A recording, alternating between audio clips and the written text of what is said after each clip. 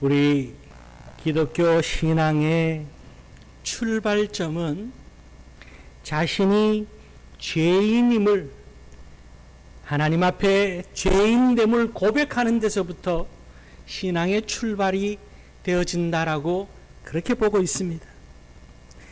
이 땅에 태어나서, 죄 가운데 태어나서 죄 가운데 살다가 죄로 인해서 죽을 수밖에 없는 인생임을 깨닫고 주님 앞에 나는 죄인입니다라고 고백하면서부터 신앙의 출발이 시작되어집니다.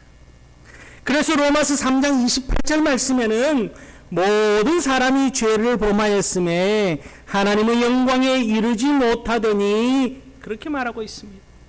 그런 우리들을 사랑하셔서, 무조건적으로 우리를 사랑하셔서 그 사랑하는 아들 예수 그리스도를 우리에게 보내주시고, 예수 그리스도를 통해서 우리의 모든 죄를 십자가 아래 다 못 박게 하시고 그 구원의 은혜를 덧입고 믿음으로 살아갈 수 있는, 이제 하나님의 자녀되는 권세까지 주신 하나님의 축복을 누리며 살아가는 그 은총과 은혜 가운데 거할 수 있도록 하나님께서 역사해 주셨습니다. 참 우리가 못한 것이 아니라, 우리가 노력하고 우리가 해결하려고 한 것이 아니라 주님께서 무조건적으로, 하나님께서 무조건적으로 우리에게 베풀어 주신 그 은혜 가운데 예수 그리스도를 믿는 믿음으로 오늘 우리는 그 큰 축복을 누리며 살아가고 있습니다. 여러분, 우리가 경험한, 우리가 받은 은혜, 우리가 받은 축복 가운데 가장 큰 축복은 예수 그리스도를 통하여서 구원받았다는 사실을 여러분 믿으실 수 있기를 바랍니다. 우리가 경험한 것은요, 세상 가운데서 세상에 어떤 눈앞에 보이는 그런 기적이 아니라 영생의 축복을 우리가 받았다는 것이 가장 큰 기적이요, 천국 백성 되어지고 하나님의 자녀 되어졌다는 것이 가장 큰 축복, 가장 큰 복이라는 것을 우리가 잊지 않고 살아야 된다는 거죠.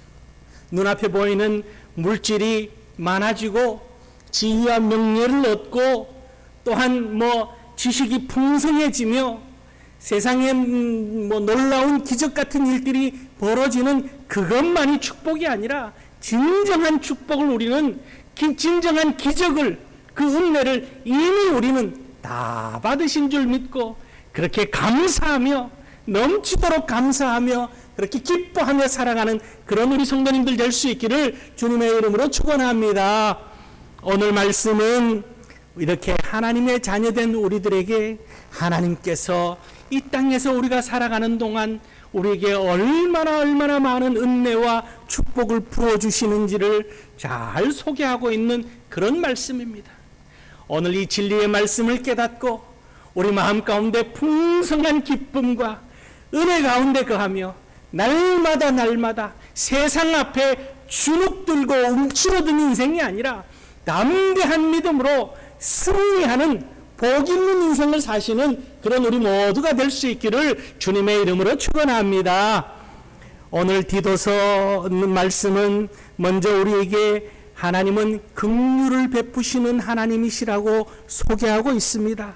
오늘 본문 4절 5절 말씀을 보면은 우리 구주 하나님의 자비와 사람 사랑하심이 나타날 때에 우리를 구원하시되 우리가 행한 바 의로운 행위로 말미암지 아니하고 오직 그의 긍휼하심을 따라 중생의 씻음과 성령의 새롭게 하심으로 하셨나니, 이렇게 말씀하고 있습니다.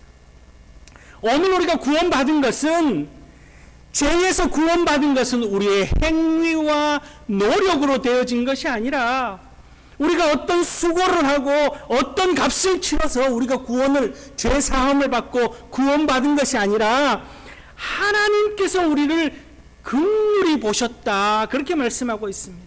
바꿔 말하면 불쌍히 보셨다라는 거예요. 우리를 불쌍히 여기셨다라는 거죠. 죄를 가지고 이 땅에 태어나서 죄 가운데 허덕이며 살다가 죄로 인해서 죽는 우리의 인생을 하나님께서는 불쌍히 보시고 긍휼을 베풀어 주셨다라는 겁니다. 이 은혜, 이 긍휼을 우리가 오늘 누리고 살아가고 있다는 거죠. 우리가 어려움에 처하고 힘든 일을 만났을 때 누군가의 손길, 누군가의 도움을 우리는 바랍니다. 누군가가 나를 좀 더 불쌍히 여겨주고, 누군가가 나를 동정해주며, 누군가가 나에게 도움의 손길을 주기를 우리는 바라는 마음을 갖습니다. 그런데요, 세상 사람들은 자기에게 유익이 있을 때에는 얼마든지 도와줍니다. 이렇게 내가 저 사람을 도우면은 뭔가 내게 또 돌아올 것이 있다라고 생각하면 얼마든지 돕습니다. 그러나 도와줘 봐야 내게 큰 이득이 없고 오히려 손해가 날 것 같으면은 어떻습니까? 돌아서는 거예요. 그렇게 둘도 없던 친구들도 돌아서고 원수처럼 지내는 것이 세상 사람들이요, 세상적인 이치입니다. 그러나 우리 하나님은 그러지 않은 거예요. 끝까지 우리를 긍휼히 여기시는 분이 우리 하나님이시라는 거죠.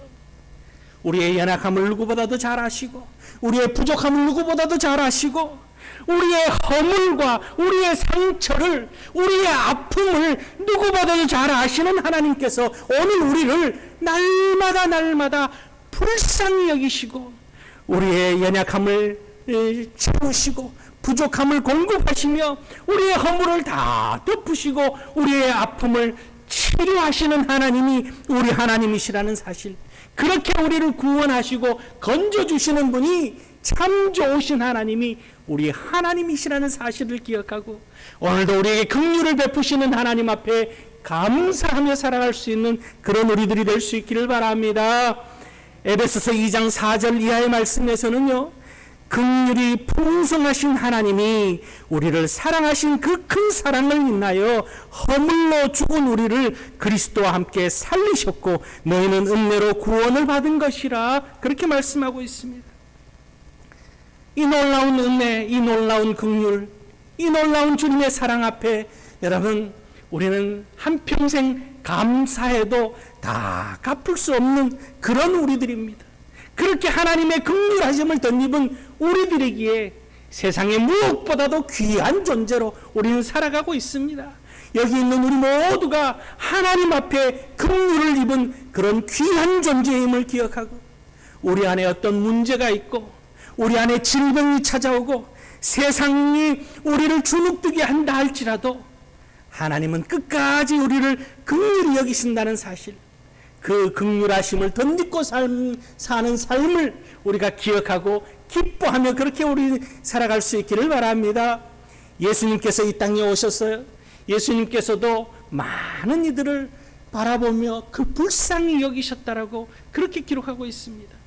한 번은 예수님께서 여리고 성문으로 지나가실 때에 나면서부터 앞을 보지 못하던 바디메오를 만나게 됩니다. 이 바디메오가 예수님께서 지나간다는 소식을 듣고는 큰 소리로 외칩니다.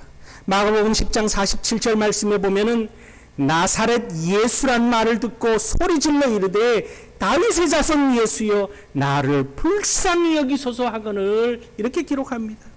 다르게 말하지 않습니다. 다른 말 없습니다. 예수님 나를 불쌍히 여겨주시옵소서.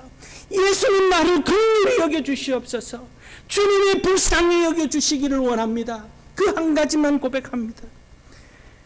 이렇게 이 바디메오가 외치는 소리에 많은 사람들이 이 거지가 시끄럽게 하니까 꾸짖습니다.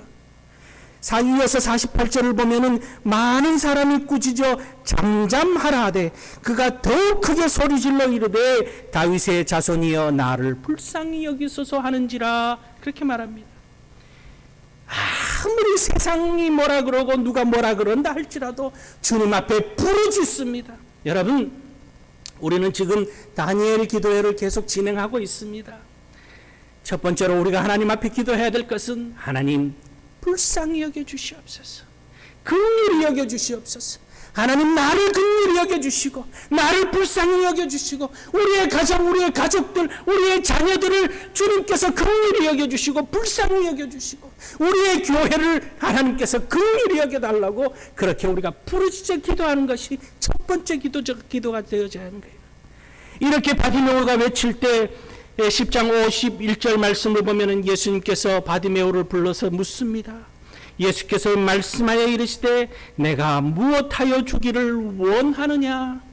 맹인이 이르되 선생님이여 보기를 원하나이다. 예수께서 이르시되 가라 내 믿음이 너를 구원하였느니라 하시니 그가 곧 보게 되어 예수를 길에서 따르니라. 이렇게 말하고 있습니다. 주님 불쌍히 여겨 주시옵소서.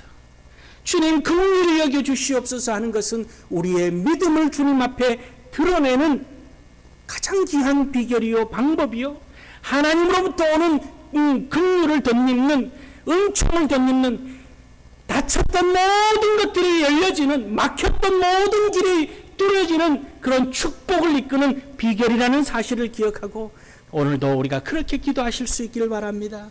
하나님 나를 긍휼히 여겨 주시옵소서. 주님 우리를 불쌍히 여겨 주시옵소서. 그렇게 기도할 수 있기를 바랍니다. 러시아 정교회, 이 동방정교회 로마 가톨릭과는 분리되어진 동방정교회에서는요, 지금도 예배 시간에 회중들의 응답 기도를 드릴 때 그것을 예수 기도라고 표현합니다. 뭐라고 기도하냐면은 주 예수 그리스도 하나님의 아들이시여 죄인인 저를 불쌍히 여기소서 이렇게 기도합니다. 대표 기도를 누군가가 하면은 대표 기도 마지막에 주 예수 그리스도 하나님의 아들이시여 죄인인 저를 불쌍히 여기소서. 말씀이 선포되어지고 말씀을 듣고 아멘 하며 그들은 그렇게 고백합니다. 주 예수 그리스도 하나님의 아들이시여 죄인인 저를 불쌍히 여기소서. 여러분 이것이 주님의 축복을 우리 인생에 막혀있던 닫혀있던 모든 문을 여는 축복의 비결인 줄 믿고 세상을 살아가면서 힘들고 어렵고 괴롭고 고통당하고 질병 가운데 우리가 어려움 겪을 때 우리가 주님 앞에 기도해야 되는 것은 사람 앞에 부르짖고 사람의 도움을 바라는 것이 아니라 주님이 우리를 불쌍히 여기시고 긍휼히 여기심으로 인하여서 모든 것이 형통케 되어진다는 사실을 기억하고 오늘도 주님 앞에 더욱더 간절히 주님의 긍휼하심을 바라며 주님께서 우리를 불쌍히 여겨주시기를 소망하며 기도하며 나아가는 그런 우리 모두가 되어져서 놀라운 하나님의 축복과 은혜, 형통의 역사하심을 경험케 되어지는 그런 우리 모든 성도님들 될 수 있기를 주님의 이름으로 축원합니다. 두 번째는요, 이 같은 은혜를 늘 체험하면서 우리가 사는 가운데 또 하나는 성령 충만한 은혜를 하나님께서는 우리에게 부어주십니다. 우리가 꼭 받아야 되는 것은 성령 충만한 은혜라는 사실이에요. 구하는 이에게 주시겠다고 약속하신 것 또한 성령 충만함입니다. 오늘 6절 말씀 디도서 3장 6절 말씀에서도 우리 구주 예수 그리스도로 말미암아 우리에게 그 성령을 풍성히 부어주사 이렇게 말하고 있습니다. 우리가 예수 믿고 나서 우리에게 꼭 있어져야 되는 것은 성령 하나님의 강력한 임재, 성령 충만함이 우리에게 필요하다는 거죠. 성령 충만함을 가지고 우리가 예수를 믿고 살아가는 것이 이 땅에서 우리가 힘있게 살아갈 수 있는 비결입니다. 내 힘만으로 예수를 믿는다는 것은 참으로 어려운 거예요. 내 힘만으로, 내 의지만으로 예수를 믿고 살아가다 보면은 인생에 고갈점이 생기고 맙니다. 부족함이 생기는 거예요. 예전에 제가 1994년도부터 98년도까지 울산에서 교육전도사 생활을 한 적이 있습니다. 95년도 11월 달 이때쯤이었습니다. 이 담임 목사님이 바다 낚시를 굉장히 좋아하셨습니다. 저 또한 그때는 참 낚시를 좋아해서 그때는 주일 저녁 예배가 있었습니다. 주일 저녁 예배가 마치면은 직원들 회의를 다 마치고 목사님, 담임 목사님과 저와 눈빛 교환을 합니다. 그리고는 다 퇴근하고 나면은 담임 목사님 차를 몰고 라면 2봉지 사서 밤 낚시를 그 울산 방어진 방파제 밤 낚시를 갑니다. 지금쯤 가면은요, 이 감성돔이 참 많이 올라옵니다. 요즘은 어떤지 모르겠습니다. 벌써 30년 가까이 전이니까 그러면 밤늦게까지 그렇게 낚시를 담임 목사님과 즐겼습니다. 낚싯대를 던져놓고 이런저런 목회에 대한 질문도 참 많이 했습니다. 신학적인 질문도 참 많이 했습니다. 조직신학에 관한 질문도 하고 성서신학에 관한 질문도 하며 참 그때 담임 목사님은 모르는 게 없는 그런 목사님인 것처럼 교육전도사님 저는 그렇게 느꼈습니다. 그렇게 질문을 하고 또 주거니 받거니 하며 참 낚시를 즐겼는데 한 번은 그렇게 낚시를 마치고 새벽 3시쯤 돼서 짐을 싸서 돌아오려고 하는데 차가 시동이 걸리지 않습니다. 차가 완전히 방전이 된 겁니다. 차를 시동을 걸어서 몰고 오면은 교회 사택까지 10분, 늦어도 15분이면 충분히 올 수 있는 거리입니다. 그 밤에 그때는 요즘처럼 보험회사 서비스 받는 것도 없습니다. 둘이서 차를 밀고 가기 시작했습니다. 운전대 문을 열고 운전대를 조정하면서 뒤에서 밀고 가는데 11월 중순이 지났는데도요, 차를 밀고 가는데 땀이 비 오듯이 쏟아집니다. 얼마나 땀을 흘리면서 약 한 2시간 넘게 걸려서 도착했습니다. 여러분, 내 힘으로 신앙생활하면, 내 힘으로 믿음을 지키겠다고 하면은, 내 의지로 살아가겠다고 하면은 견딜 수 없는, 나중에는 다 지쳐 쓰러질 수밖에 없습니다. 성령 하나님께서 충만한 은혜를 부어주시고 영적 에너지를 채워주시고 고갈되지 않도록 우리를 붙잡아 주셔야만이 우리는 10분 거리를 달려갈 수 있는 거예요. 2시간 넘도록 지치도록 달려가는 우리 인생이 성령 하나님께서 우리에게 공급해 주시는 에너지면은 우리는 신바람나게 달려갈 수 있는 그런 힘이 생기는 겁니다. 예수님의 제자들이 예수님을 3년 반 동안 따라다녔습니다. 주님을 따라다니면서 주님의 말씀을 듣고 주님이 이적을 행하는 것을 친히 목도하면서 그렇게 주님을 쫓아다녔지만은 주님이 붙잡히실 때는 다 배신하고 도망갑니다. 심지어 베드로는 주님을 모른다라고 3번이나 부인합니다. 예수님이 부활하신 후에 부활하신 주님을 만났음에도 불구하고 저들은 갈릴리로 고기 잡으러 떠납니다. 그 원인이 어디에 있느냐? 성령 하나님의 임재를 경험하지 못했기 때문에, 성령 충만함을 경험하지 못했기 때문에 영적 고갈이 찾아오는 겁니다. 여러분, 오늘 우리 가운데 영적인 충만한, 성령 충만한 은혜가 우리 사랑하는 성도님들 가운데 날마다 넘칠 수 있기를 주님의 이름으로 축원합니다. 사도행전 1장 4절 말씀에 보면은요, 예수님께서 제자들을 다 불러 모으시고 승천하시기 전에 그렇게 말합니다. 사도와 함께 모이사 그들에게 분부하여 이르시되 예루살렘을 떠나지 말고 내게서 들은 바 아버지께서 약속하신 것을 기다리라. 요한은 물로 세례를 베풀었으나 너희는 몇 날이 못되어 성령으로 세례를 받으리라 하셨느니라. 이어서 8절 말씀에 오직 성령이 너희에게 임하시면 너희가 권능을 받고 예루살렘과 온 유대와 사마리아와 땅끝까지 이르러 내 증인이 되리라 말씀하십니다. 주님께서 이 말씀하시고 나서 제자들은 모였습니다. 그리고는 간절히 주님 앞에 기도했습니다. 그럴 때 저들에게 성령 하나님의 임재하심이 나타났습니다. 문을 걸어 잠그고 두려워하면서도 그렇게 기도했던 저들이 성령 충만함을 덧입고 나니까 두려움이 사라졌습니다. 세상 염려, 근심이, 걱정이 다 사라졌습니다. 생명을 내어줘도 아깝지 않을 만큼 주님을 사랑하는 마음도 생겼습니다. 문을 박차고 나가서 담대하게 주의 복음을 전합니다. 그럴 때에 놀라운 변화의 역사가 나타났음을 저들은 경험합니다.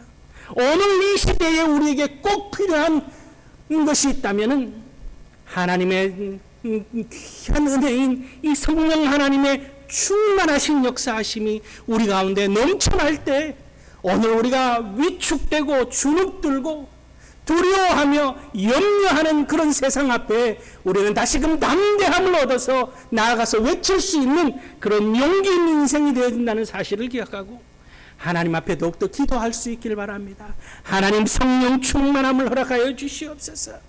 성령 충만함이 우리 가운데 있어져서 세상 앞에 주눅든 인생이 아니라 담대히 세상을 이겨나가며 즐겁게 기쁘게 주의 뜻을 이루며 살아가는 신실한 주의 일꾼 되게 하여 주시옵소서. 그렇게 기도하며 주의 증인된 삶을 살아가는 성령 충만한 인생들이 될 수 있기를 주님의 이름으로 축원합니다. 마지막으로 우리가 주님으로부터 긍휼하심을 받았고 성령 충만함을 받았다면 우리는 하나님 앞에 상속자로 살아갈 수 있기를 바랍니다. 하나님께서는 우리를 위대한 하나님의 자녀로 삼아주셨다라는 거예요.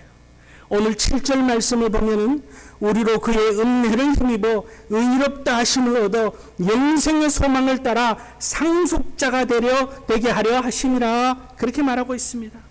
여러분, 우리의 신분, 우리의 지위는 하나님의 자녀요, 하나님의 상속자라는 거예요. 여러분, 세상에 재산이 많고, 제가 어젠가 뉴스를 잠깐 보니까 이 부자의 기준 뭐 이런 게 있더라고요. 우리나라에서 부자라고 할 만한 기준은 자산이 100억이 넘고 1년 수입이 6억이 넘으면은 부자라고 할 수 있다. 뭐 이런 기사를 제가 본 게 있습니다.